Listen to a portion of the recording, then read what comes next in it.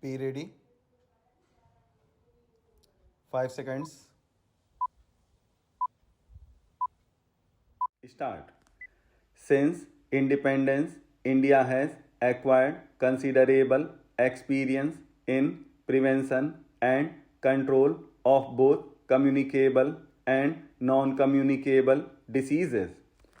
While we could successfully eradicate many deadly diseases like smallpox and guinea worm and are on the verge of eliminating leprosy, we are now facing the problem of resurgence of serious communicable diseases like malaria and tuberculosis.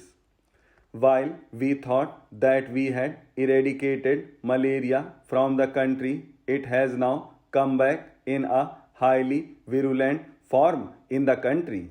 It has now come back in highly virulent form in some areas here, almost fatal.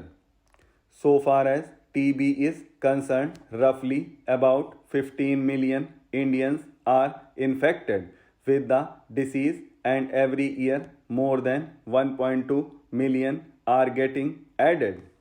Hundreds of thousands die of TB each year. However, the most serious public health challenge that the country is facing today is of HIV/AIDS that is just a decade old in this country. AIDS is a global problem, sadly, with a strong Indian dimension. More than 20 out of 100 adults in Africa face death in the next 10 years.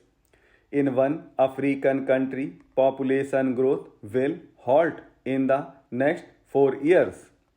In another African country, life expectancy will drop from a high of 61 years in 1990 to only 41 years next year.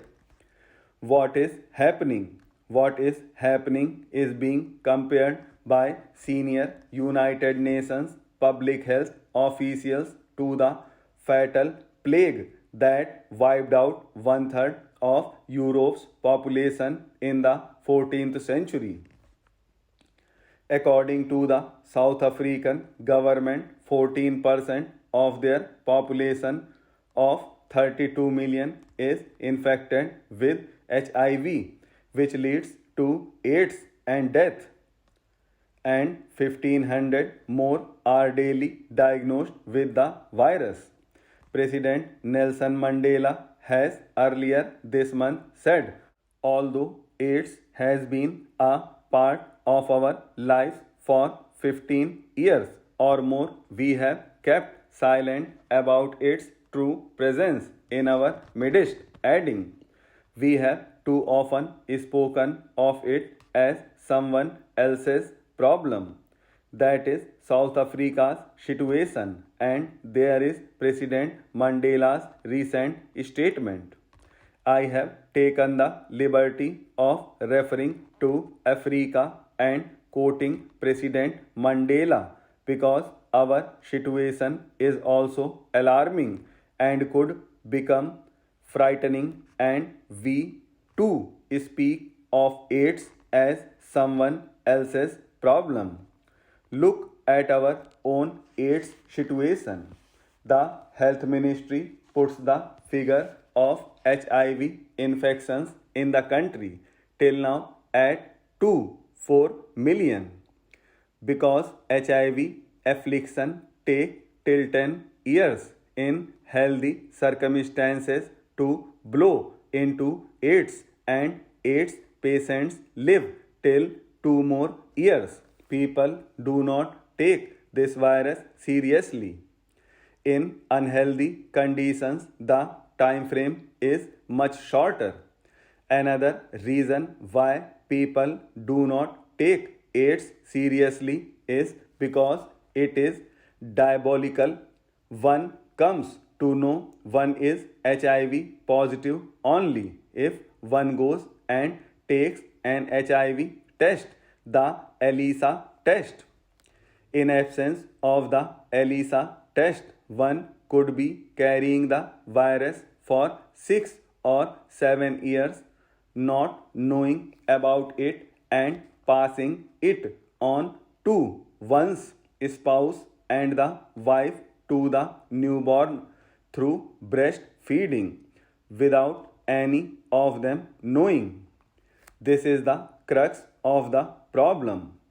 However, these are just figures, and figures do not convey the human tragedy that is taking place in many parts of the country today.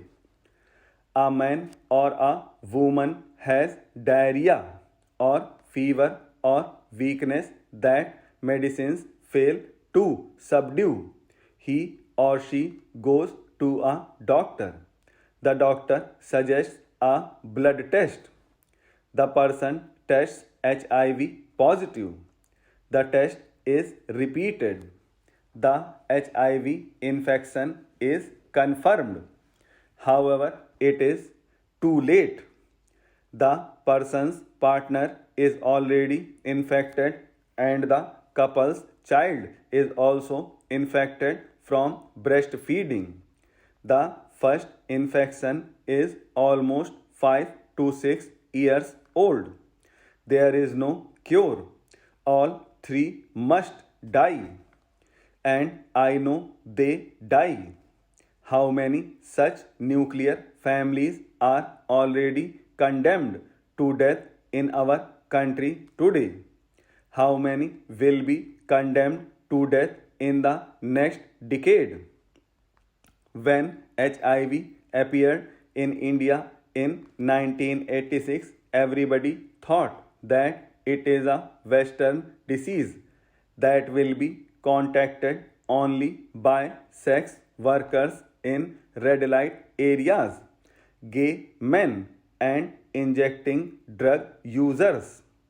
The consequences of that short sighted view are now upon us. In India, sexually transmitted diseases are already a serious problem, and what is significant, nearly 40% of such diseases occur in the middle class segment of our population.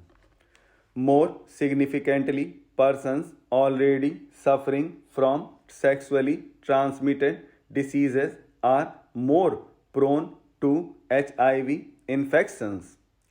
What will this catastrophe mean to business and industry?